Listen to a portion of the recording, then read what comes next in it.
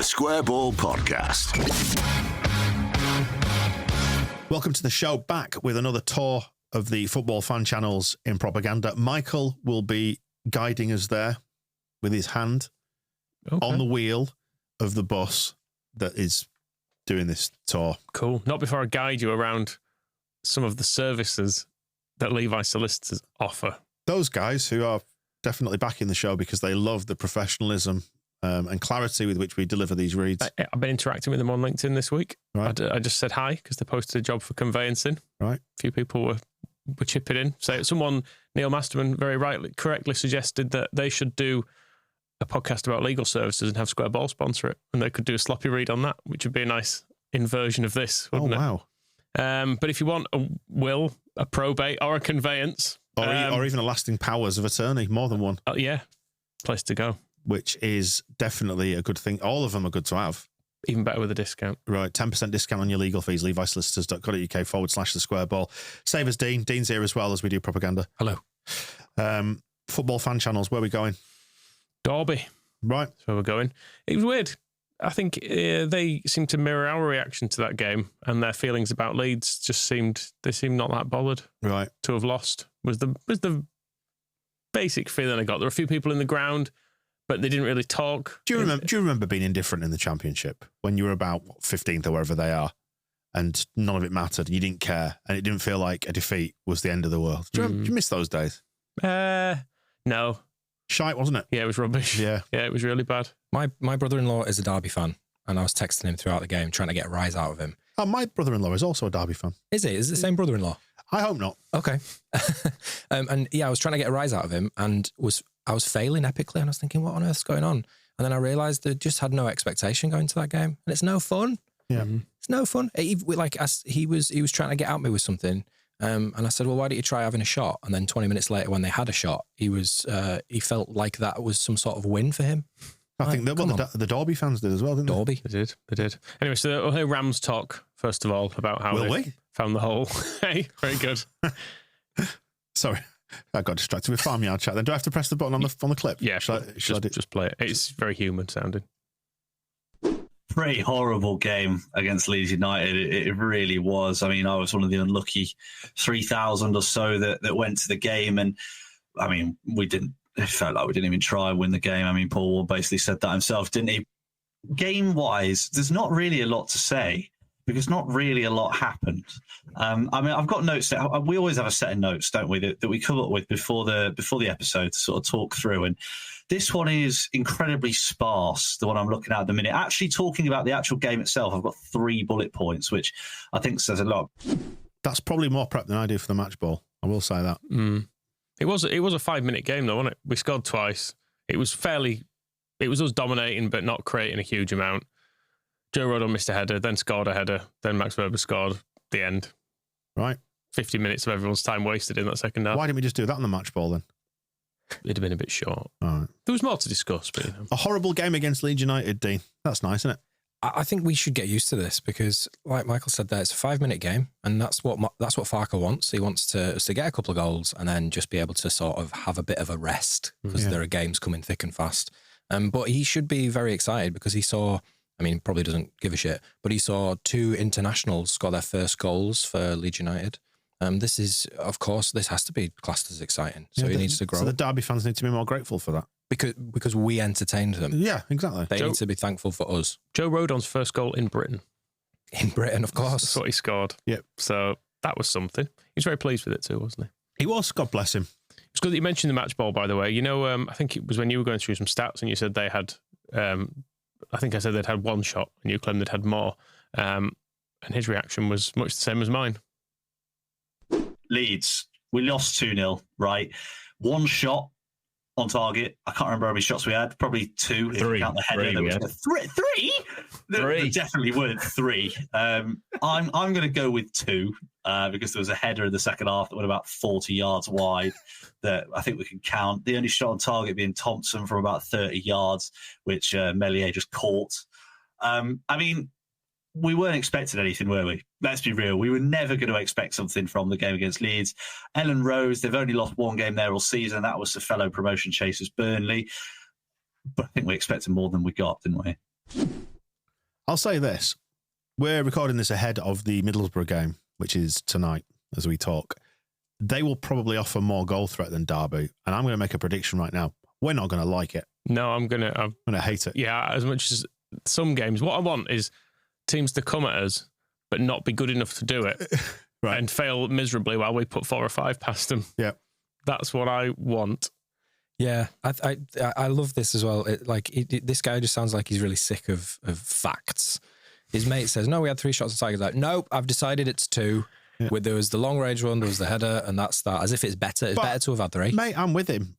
It didn't feel like 3, did it? It didn't feel like 3. It felt Plymouthy. There was nothing. What was the XG? Was it 0.08 or something from those 3? Which is probably a lie. Which is nothing, essentially. It's not. It's more than nothing. It's a non-zero sum. Realistically. But yeah, it's good to hear the disheartened. And it's good that we're getting this in ahead of Middlesbrough, because if we win, we can go back to Middlesbrough next week. If we lose, we can ignore it completely, which is the real treat of doing this on a Tuesday rather than a Wednesday. Right, next is Goal Hanger. Yes, nothing to do with Gary Lineker. He was in the ground, this guy, but this is recording this afterwards. The only thing actually I learned from because there were a few people in the ground, is that they also have a sketchy song about a striker's penis. Right. Rhyming Mendes Lang with Wang. Oh, okay. 10 out of 10 for creativity. So there you go. Wang's a slightly less frequently used term for a penis, I suppose, isn't it? Yeah. But I suppose if you're trying to make it work. Anyway, this is afterwards. He's also not particularly upset, but he does praise Joe Rothwell a bit. Right, obviously it has ended Leeds United 2, Derby County 0, in a game where really we didn't have many goal-scoring opportunities, if any. Leeds didn't have to get out of first gear, which was quite disappointing, really, to watch. Quite disheartened by that, but it was what we expected, wasn't it? I predicted a 2-0 before the game, and it turned out that way. In the first half, I thought we defended quite well. We limited Leeds to few chances that were clear-cut. However, I think when we did try and press Leeds and come forward ourselves, which was the few chances we did try that, Leeds played it round us really well. I was really impressed with Joe Rothwell for Leeds United. He just cleaned everything up at the back whenever we came down our right-hand side. He looked a really good player, and I was very impressed with him. Good beard game as well, Rothwell. Yes, of course. Yeah. Good beard. Nothing like Saddam Hussein. Yeah, he doesn't style himself as like a typical modern footballer, does he? It styles himself like a bassist of an indie band. But I think it suits him. Yeah. He was excellent. Did you see the club had tweeted that he won their man of the match vote, but by like 20 votes or something? It was incredibly didn't see that. Yeah. I saw that. Who was the other person, do you think? Got to be Rodon. Probably Rodon. Yeah, it will have been Rodon, won't it? I did see one thing I did see on Twitter. The algorithm in the For You thing it serves up all sorts of wild shit these days, and it did serve up Saddam Hussein's last moments, weirdly. And his beard wasn't. I think he tidied up before the fateful day, right? But when he came out of that underground bunker, I meant when they dragged him out of his spider hole. Yeah, when he'd been living on like Mars bars or something, hadn't they? Sounds all right, to be honest. Living in a hole under the ground. Still nice and peaceful, but eating Mars bars. In the dark. Again, yeah. There was that bunker for sale the other week in Pontefract, wasn't there? In Pantsworth. Was it the nuclear bunker? Yeah. Didn't win it. No? Sadly. Or did I? And I'm not telling anyone. Right. Remains to be seen, doesn't it? Right, next. Rams Daily. So this is the BBC stuff. They've got Leeds legend Malcolm Christie. Is this like West Yorkshire Sport Daily then, I think? Yeah, essentially. Right. Just not as good. Speaking of which, we're speaking to Johnny Buchan off of BBC Radio Leeds for the West Stand. In that case, I'll say it's definitely not as good. Yeah. But they have, what's your favourite Malcolm Christie moment at Leeds? Oh, when he did the own goal. I don't think he did. When he missed that chance. When he smiled real nice and looked happy to be at Ellen Road. Yeah. So just soaking it all up. Yeah. He did score once for us. I don't know who against. It was League One. It was McAllister times, wasn't it? Oh, did he play for us? Yeah. Right. Do you remember? I thought you meant he was playing for Derby. No, he actually did. He did play for us. No, you say it. Very, very briefly. It was in that bit where we were just who was available. But anything between about 2007, maybe 2009, I'm maybe 2011 onwards, like the 10 years from No, 7 or 8 years from about 2010, 2011, post-promotion under Grayson, all that's just been, I've erased it. It's just been merged down into one big blob of a memory that I refuse to acknowledge until Bielsa came. This was the kind of time where we'd be getting strikers like him in for a couple of months here and there. They'd all either score none or one, and then they'd disappear. And that's the point. He could have arrived at any time between 2010 and 2018, and I have no idea when that was. When was it? Well, it's interesting that you put those dates because it was 2008. That's what I thought. It's you've forgotten more than you actually think. But haven't I got the right to forget? Yes. Good. Okay, good. He did indeed score once. Thank you for validating my position, Michael. Against Stockport in December of 2008. I knew that. Was that in the blue and black striped away shirt? Oh, not against Stockport, because Stockport are in blue, aren't they? So of course, yeah. Yeah. I just seem to remember him. I mean, I can remember it vividly. So anyway, this is probably more Malcolm Christie chat than we've ever had on the Square Ball podcast in the entire time of doing this. Should we just rename this the TSB Guide to Malcolm Christie? Because we've covered all of it. With us vaguely remembering who he is. I mean, my starting position from this podcast was I couldn't even tell you that he'd played for us. Yeah, I mean, I do remember. I definitely remember it because I remember thinking, he was quite good like once. Was he? Yeah, for Derby, he was decent for a time. Decent. Went to Middlesbrough. Yeah. Could you confidently pick him out of a lineup? What's he done? What's he in there for? Just to be recognised, like if he looked like he did then, right? Could you draw him? Not well, but that's true of anyone. Okay. Because I can think he's got maybe curly hair, he's a white guy, tallish. Yeah, that's all I've got. I wouldn't say he's got. I don't say it's curly hair particularly. No. Maybe I'm taking my right to forget as well. Okay. I just ended up on his Wikipedia, obviously, to try and desperately scramble back some credibility here. I see him. Yeah, and it turns out we were his last club. Yeah. And I didn't realise. Did he die? Like me, his career was ended with a spinal injury. He got a spinal injury in training and following medical advice, retired from professional football in January 2009. Following his retirement, Christie took up a new career working as a salesman for Jaguar. Well, there you go. That is not who I thought. He only scored 3 more England under-21 goals than me. Right. Think of it that way. And less than a dozen more appearances for the 21s than you as well. So there you go. Did he play for England? No.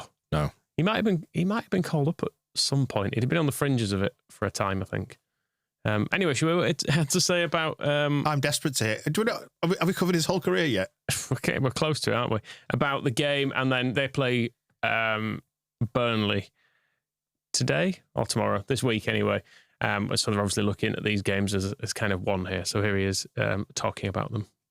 We played against a better team with better players, better quality, and they were just better in every department than us. It's hard for me to say that, but we've only got to be honest. And obviously you mentioned there going into the Burnley game. Is the Burnley game going to be any different, the way that mentally we're going to set up, than this? Probably not. We're probably going to set up again in the same way, try and frustrate. It's referring to Derby as us then. It's a bit harsh, isn't it? It's like those 4 games never happened. In 2008-10. It's almost like he doesn't care. With his curly, straight hair. Who knows? This is actually as annoyed Michael, as... Michael, we'll always have Stockport. We will remember it so well. But yeah, the other Derby fans didn't seem as annoyed as the BBC, actually, about the Paul Warne interview. When he came out afterwards, I think we discussed it on the Match Baller with Berren, where he came out and went, what are we going to do? Did you see Shit, that? aren't we? Well, I was going to say, do you remember, what's his face? Wilder was very deferential to us in the game that we played them. It's like they're a different animal. And he's done it again. And I know he's just trying to put pressure back onto us, but he's done it again in the wake of the results this weekend because they drew at West Brom. And he was like, Leeds are like light years ahead, because Farke was asked about it, wasn't he? And Farke was like, yeah, it's nice to have that said, but we're not light years ahead. The table shows we're not light years ahead, whatever, I'm paraphrasing. But he's at it again. Yeah. But yeah, this is I think a mixture of Christie and the bloke who's presenting their version of Adam Pope or whoever they have in Derby, and they're a bit annoyed about Warne's attitude.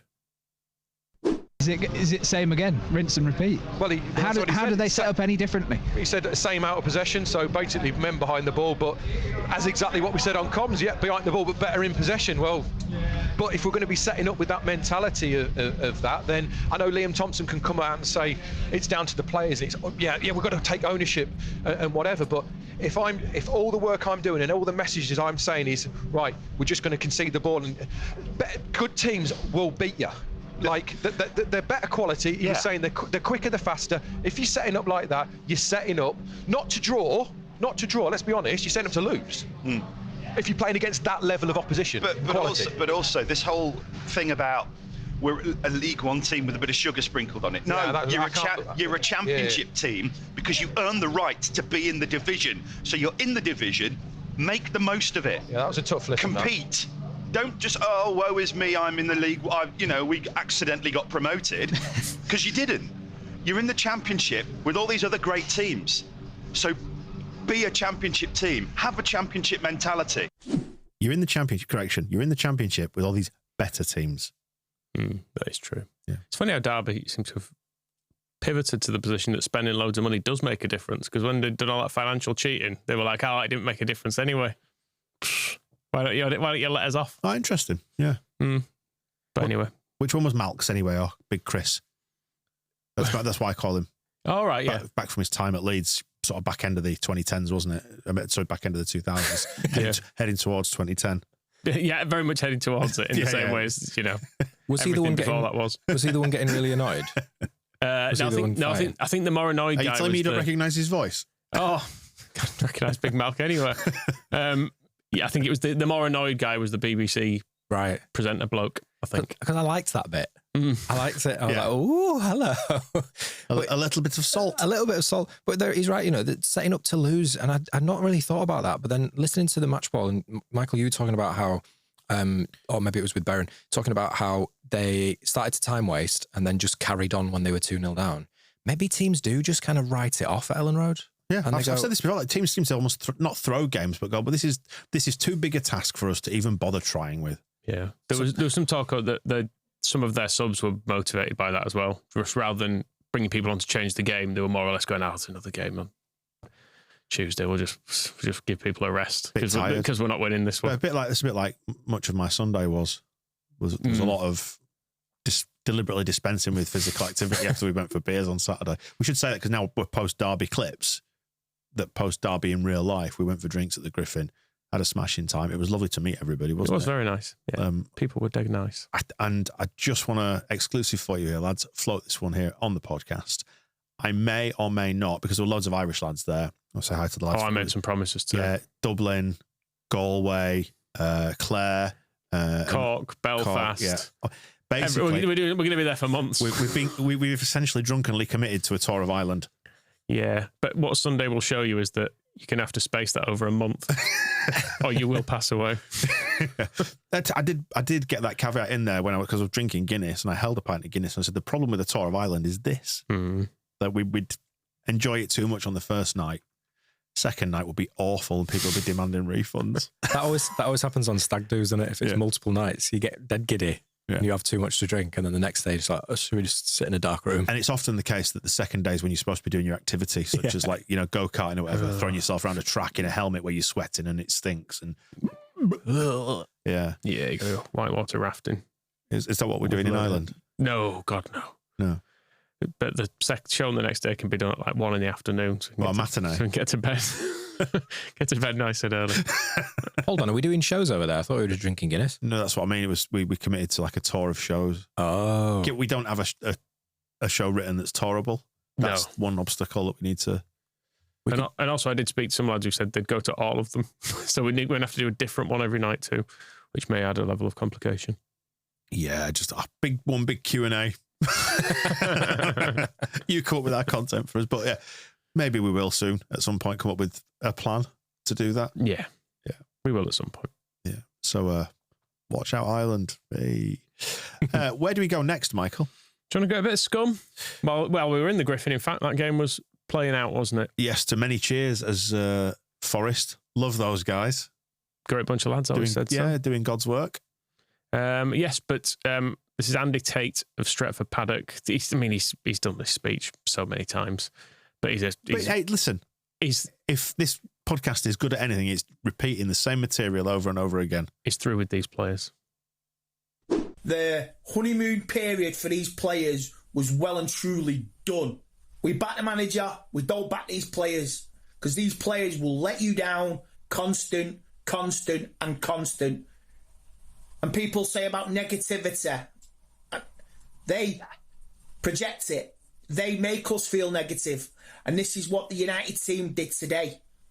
Honestly, certain United players, Diego Dalot, airhead, what does he even bring to United anymore? What does he even do? Hot-headed punk. Let's face it, none of us were listening to the words then when we were just listening to the accent. It's very hard to get past the accent. I know. I was listening to something else. There was quite a sinister crackle in the background of that clip there. I feel like he's just lit like a long fuse dynamite and he's ready for that to blow up. It was quite sinister. So they need done with the players. Don't back the players. Is that where they are on the cycle now? So it's not it's the back the manager, but not the players. Will that flip the other way soon? Well, the problem is they've spent £1 billion on those players. Yeah. So, but I don't know what the solution is there. But the manager's the new shiny thing. You know, sometimes you get new shiny players and they can do no wrong for a bit, but so they've got to back him. It'll get to January, won't it? Will we then see more churn recruitment? How much money they got to spend? Can they have some shiny new toys and it still won't work quite as much as they want? Yeah, that's the problem with it. And new toys like when they needed a new goalkeeper, for example, and they bought Onana, which was I don't think that's not how it's pronounced. Onana, correct. They spent £45 million on him, I think, a year ago, something like that. And as you can hear here, replace him. Andre Onana, what is he doing? I think you're done now. After that, you are done. Playing so well for a few months, keeping quiet, and sooner or later you're going to get caught out with your antics. They'll come back to haunt you. And that was borderline disgraceful. Absolute disgraceful. To let the ball in like that. Have some accountability. Absolutely shocking. You get what you deserve. No sympathy. And a few minutes later, again, free header. Andre, what you doing? Martinez, what you doing?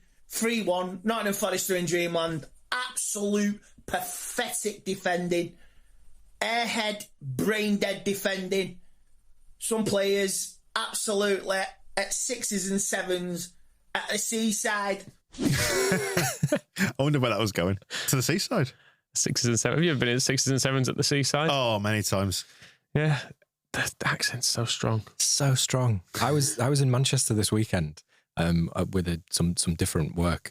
And as the Man United score was happening, as the game was happening, I'd be seeing these people coming into the studio where we were working, just getting more and more pissed off. And I didn't know what the score. I forgot they were playing. And then I just asked someone, I said, "You all right?" I was like, "Oh yeah, United are losing 3-1." And it just made my day so much better. It does, doesn't it? Just on a really sort of low-key level, just makes everything a bit better. When we win and they lose, if Carlsberg did weekends, man, it's great. And I know it's petty and it's juvenile. And in this day and age, people go, "Oh, you're obsessed." We're not obsessed. It's just fun. It's just nice. It's just fun. It's just fun. As is his accent. So the final clip, this is purely for the way he says is buzz. Brain dead defending, brain dead possession, brain dead attacking. Love it. Stan James car noises. Love it. Sounds like he's really trying to force it out. Anyway, so we'll go from one. We'll get Scum out of the way now. So Rio Ferdinand, as we know, they're in meltdown again. Needs to change all the players. Dan Ashworth, who they spent ages getting. Green and gold until they're sold. Well, and then their hero, Jim Ratcliffe, came riding into town and made kids' tickets 66 fucking quid. Get in.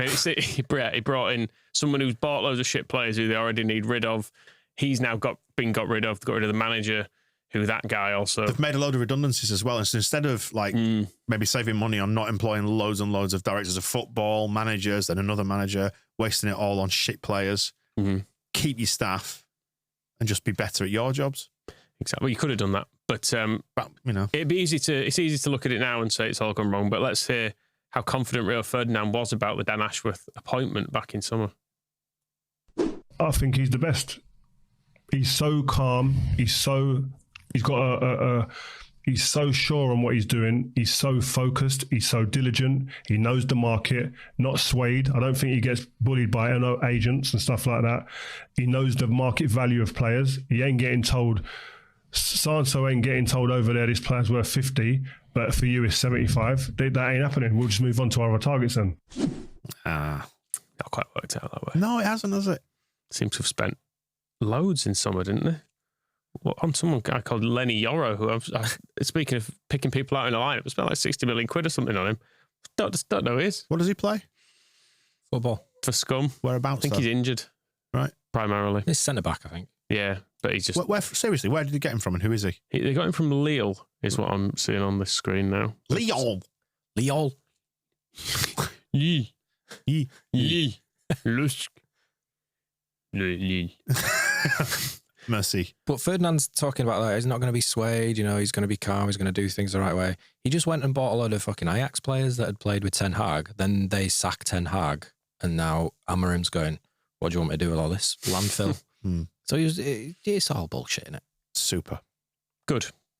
Should we hear a quick check-in at Spurs, see how well it's going there? Obviously, they wanted rid of Mourinho and Conte because it was not the Spurs way. It was not creative enough, not attacking enough. They wanted someone who'd have more of a philosophy, I suppose, is what you'd say. My Spursy mate texted me on Saturday so it was just lunchtime, just before the game.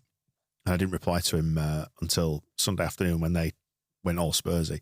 But part of his message to me was, about to give up on football, I think. My heart can't take the yo-yo performances any longer. Not sure how Ange manages those lazy pricks. And he's going to go to the Wolves game when he's down in London over Christmas. But he said, but I'm not sure I can take it in the flesh. And I didn't reply because obviously we went out drinking, and then I was in no fit state to do anything but lie down on Sunday. Then I just replied at 6 o'clock on Sunday afternoon saying, I see exactly what you mean. And he replied, fuck my life. Well, they should beat Wolves at least because they're terrible. They are really bad. Have they sacked O'Neill yet? Because that was the big... Not yet. That was the big... well, it was one of those games I thought, at one point, they're going to draw this and both managers will get sacked. You know how we are petty bastards? Yes.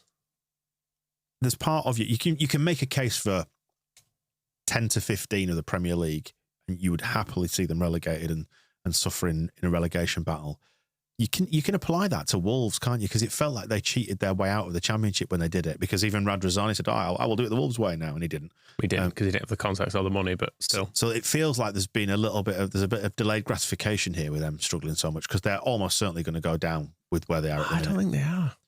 I think somebody said, but in much the same way as 8 points from your opening 5 games, you definitely stay up. That up to stat said.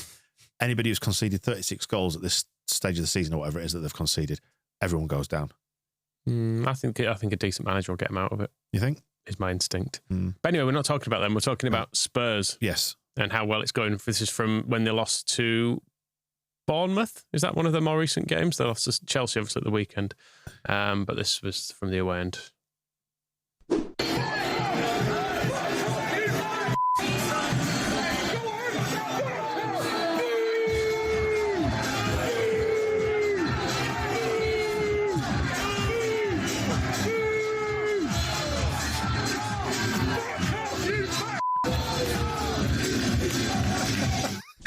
Entertainment at all costs. The juxtaposition of joy and despair there is just gorgeous. With Gala freed from desire going on in the background for all the happy clappy arm fans. But that's Spurs fans. They're not a happy bunch generally. Isn't it funny that there are people who would say that someone like Ange would have been a good successor to Bielsa because of his attacking, free-flowing football? And I think in retrospect, we would all agree we would rather have kept Bielsa and gone down with him because it would have been better than the alternative. And yet, there they are, always about the level that Spurs are at.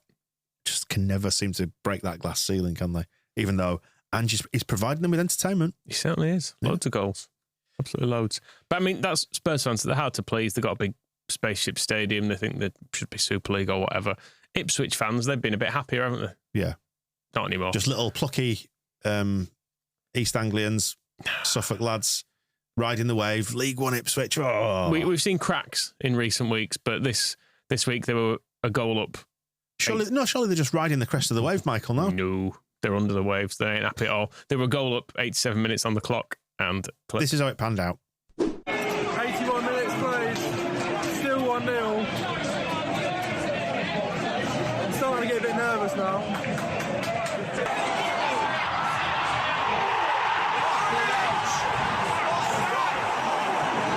Oh, they scored. I can't believe it. No! I can't believe it. I cannot believe it.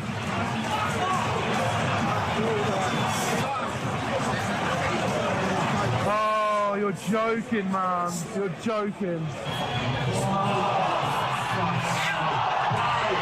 Oh, no. Can't stand this, can't stand this. No. Oh, my God. No. I can't believe that. You just knew that was going to happen. No, I am actually so off. 95th minute. Joking me.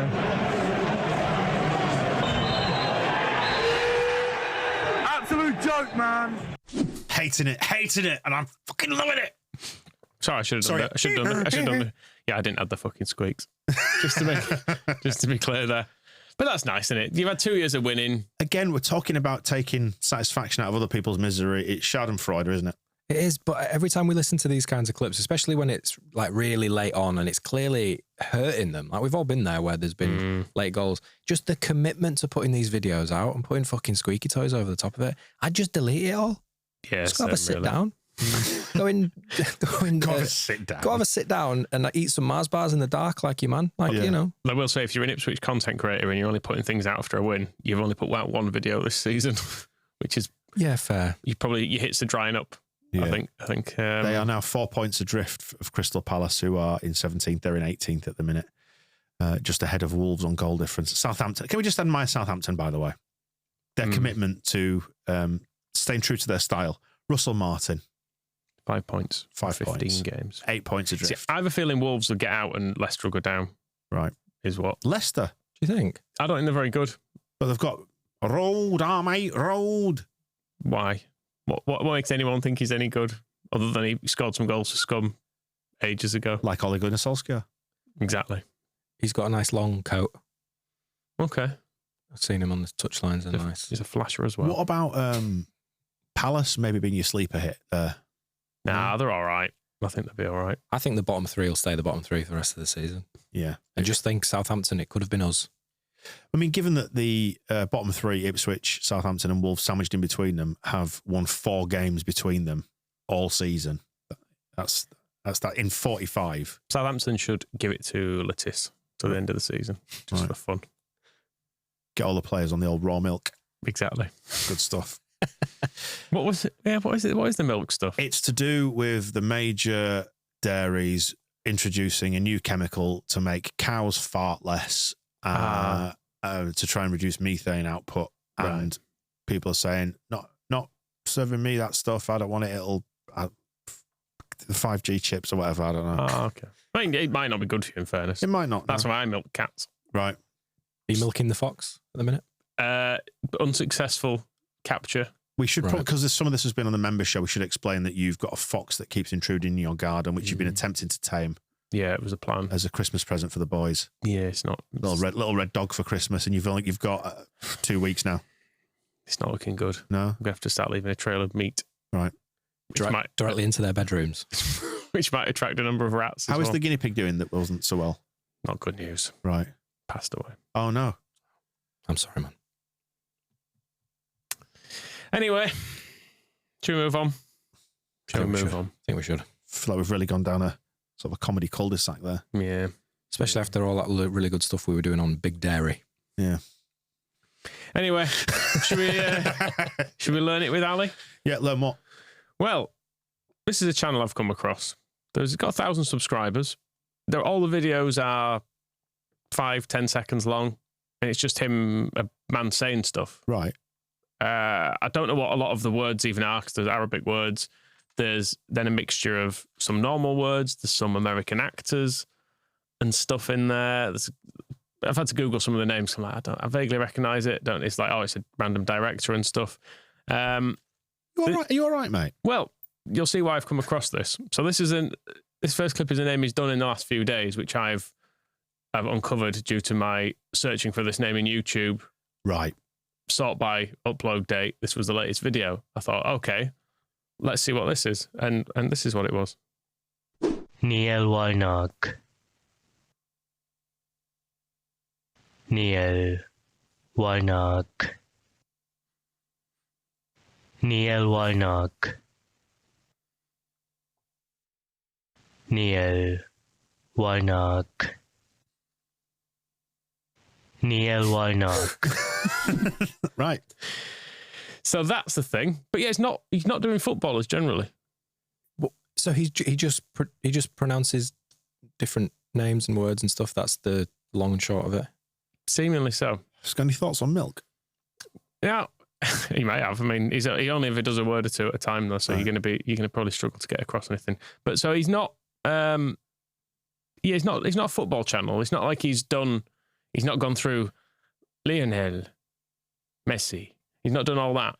Look at you trying to feed the algorithm there. People love that. Oh, that's a good idea. Yeah. Ronaldo, CR7, finished club, that sort of stuff. Give us a quick hot take. I think Mbappe is better than Haaland. Thanks. There you go. I disagree. You're wrong. Do you not think Haaland is finished because Man City are a finished club? Is Kevin De Bruyne still world class? I don't think he's world class. Is he world class? I think you're both wrong for reasons that will come up after this commercial break. Okay, good. So yeah, he's not doing footballers, but I did then check down. I did then check down his list to see where else football content comes into this. And I will give you £1 million if you can guess the next football-related person who gets mentioned, because I was surprised by it. Jan Molby. Incorrect. It's so incredibly obscure. Ian Wone. Ian Wone. No, should we find out? Steve Agnew. Steve Agnew. Steve Agnew. Steve Agnew. Steve Agnew. 59-year-old Steve Agnew. From Shipley. Born in Shipley, I was just going to say. Go. Just down the road from me there. Oh, look at that. I didn't knew that. I tell you what, these are really tough wanks, these. Who on the internet is looking for this? But someone is. Someone is. Someone wants to know how to pronounce Steve Agnew Agnew. In a not actually entirely correct manner, I would say as well. But so you think this is like a public service? I think so. It's like, how do you say these words? Right. Because it's learn with. So it's how you pronounce things. So maybe Neil Warnock. Neil Warnock's quite fun to say. There's a lot of stuff in there. Neil Warnock. Like there's a Neil and then there's a hard K. I think he's doing a great job. The main Neil is Neil Collins, of course, with his double L. Yeah. But that's the thing. You enjoy that? Still thinking about Steve Agnew being in Shipley. I hope he's there now. I don't think he probably is, isn't he? I imagine he's someone's assistant manager. He's Steve Bruce's assistant. I imagine he keeps a house in Baildon. Oh, yeah. Overlooking Shipley up the hill. Yeah. Nice up there, is it? You see down on the manor. Nice. Yeah. That's all I've got on Shipley, really. Fair enough. Yeah. Right, do you want to go to Cornwall? Please. Cornish Janner. Have you heard the big Plymouth news? Is it Rooney based? Hang on a minute. Is Plymouth getting an Asda? It's not. Cornish Janner was it Cornish Janner who came in and was the big Asda enthusiast. Was well impressed with Asda in Leeds twice in 2 years. So is it supermarket related at all? Nope. They're getting an Aldi. I've left I've left a bit of a pause for suspense in the middle there. Right. And you two can maybe have a guess, because you'll be able to judge from his excitement the level of this. Wow. I did not expect this at all. Well, I sort of expected it, but not at the time when it's just been announced. Is this the assistant manager leaving? It's to do with that, but do you know who's replacing him? Is it somebody else? Is it Steve Agnew? Do you know where Steve Agnew's from, by the way? I do, yeah. He's from same place as Malcolm Christie, isn't he? Yeah. No, he's not. He's from Shipley. Yeah, but it's big news. It's big news. Mike Phelan has been announced as Plymouth Argyle's assistant head coach. Wow. More enthusiasm than I could muster up for that. Yeah, it must be pretty grim down there to be getting excited about Mike Phelan. I bet Mike Phelan's own family don't have this level of enthusiasm for him. Mike Phelan's dog doesn't care. Mike Phelan, when I hear the name, I'm just Googling him now so I can do a Google image. I've got an image of Baldman. Yeah. Baldman, yeah. With a moustache. Yeah, he's not had the moustache for a number of years. But it was a strong moustache game years back. Yeah, in the early 90s. Yeah. Was he a Baldman at the same time, though? I think he had a bit of wispy hair knocking on with the moustache. Yeah, there was a hair island and a good strong tash. It's like a biker's tash. Anyway, so he starts to go through Mike Phelan's career, and I think because he's dead pleased with it, and I think then as he starts to go through sort of his bio, he starts maybe to lose faith a little bit. Is this a little bit like what happens when you put your CV in somewhere? This guy was in the Premier League. This guy was in the Premier League under Sir Alex Ferguson from 2008 all the way to 2013. And during that time, he's won Ferguson 3 Premier League titles as assistant to Fergie.